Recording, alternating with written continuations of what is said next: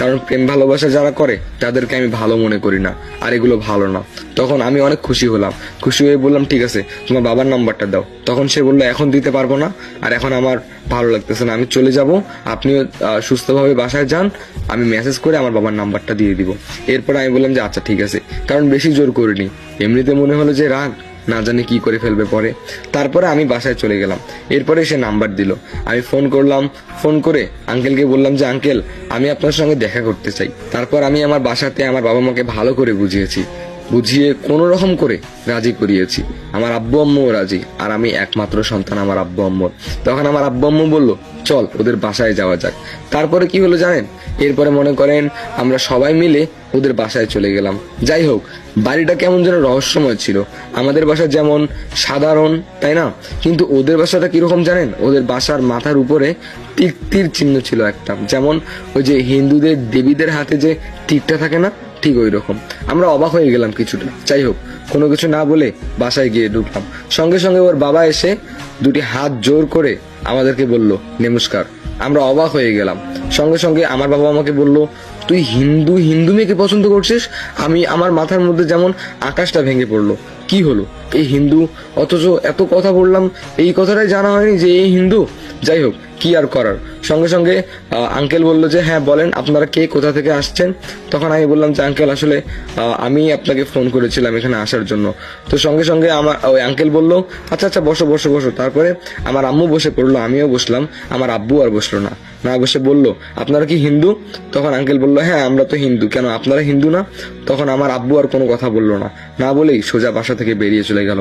সেখানে আমি আর কি বলবো জানি না, আমি কোনো কিছু বলার ভাষা হারিয়ে ফেলেছি। পিছন পিছন আম্মুও চলে গেল, আমার আর কি করার, আমিও চলে গেলাম পিছন পিছন। কোনো কিছুই ভালো লাগতেছে না। যাই হোক, কোনো রকম করে গাড়িতে উঠে যখন গাড়িটা টান শুরু করলাম, পিছনে একবার ঘুরে তাকালাম, দেখতে পেলাম ছাদের বেলকনির মধ্যে রিয়ার চোখ দিয়ে পানি পড়তেছে। রিয়া খুবই কান্না করতেছে। বাসায় গেলাম, বাসায় যাওয়ার পর রিয়াকে ফোন করে বললাম তুমি হিন্দু, এটা তুমি আগে বলবে না? তারপরে সে বলল আমিও আসলে ভাবতে পারিনি যে তুমি মুসলিম আর আমি হিন্দু। যাই হোক, এভাবে সম্ভব না, প্লিজ তুমি আমাকে ভুলে যাও। সঙ্গে সঙ্গে এই রিয়া এই কথাটা আমাকে বললো। আমার মাথার মধ্যে আকাশটা ভেঙে পড়লো। আমার কোনো কিছুই ভালো লাগতেছে না। এতদিন যাকে মন প্রাণ দিয়ে ভালোবাসলাম, যাকে চাইলাম, সামান্য একটা কমন জিনিস আমি তাকে জিজ্ঞেস করলাম না সে হিন্দু নাকি মুসলিম। আসলে আমারই ভুল। যাই হোক, কোন রকম দিন যাচ্ছে, কিছুতেই কোনো কিছু ভালো লাগতেছে না। কি করি, মাথা খুবই গরম হয়ে আছে।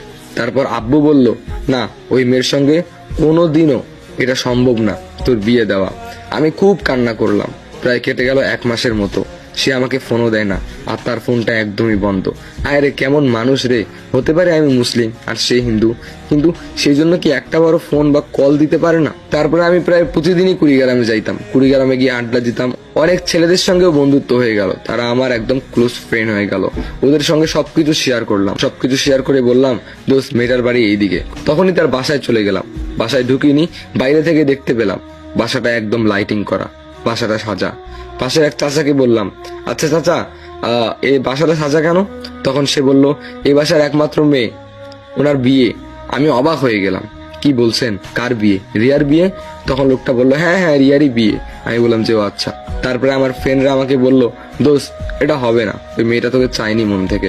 আমি অবাক হয়ে গেলাম, হায় রে ভাই, যে মেয়েটা আমাকে এত বড় একটা কথা দিল যে সে আমাকে বিয়েই করবে, কিন্তু সে এইরকম করে চেঞ্জ হয়ে গেল। একটাবার ফোনও দিচ্ছে না, কলও দিচ্ছে না, কোনো কিছুই ভালো লাগে না।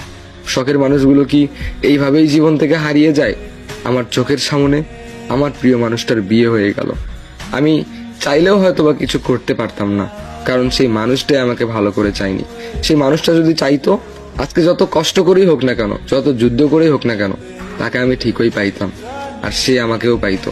আসলে ভালোবাসা কোনো বাধা মানে না, কিন্তু একতরফা ভালোবাসা তা কখনো সফল হয় না। সত্যি বলতে তাকে আমি অনেকটা ভালোবেসেছি। এ পর্যন্ত আমার লাইফে আর কেউ আসেনি। সে বিয়ে করে সেটেল হয়ে গিয়েছে, বাট আমি শুধু তার অপেক্ষাতেই আছি। সে হতে পারে হিন্দু, কিন্তু আমি তাকে অনেকটা ভালোবেসেছি। I love you Riya. গল্পটা এতটুকুই। বলুন গল্পটি কেমন লাগলো। আর হ্যাঁ গাইস, প্লিজ গল্পগুলো শেয়ার দাও, নতুন গল্প আসতেছে। আর প্লিজ তাড়াতাড়ি 100K ফলোয়ার করে দাও, এটা তোমাদের কাছে আবদার। প্লিজ তাড়াতাড়ি ফলো করে দাও, লাইক কমেন্ট শেয়ার চাই। আর হ্যাঁ, বলো এই গল্পটি কারা কারা তোমরা পুরো গল্পটি দেখলে, আর গল্পটি কেমন লাগলো অবশ্যই কমেন্ট করে জানাও।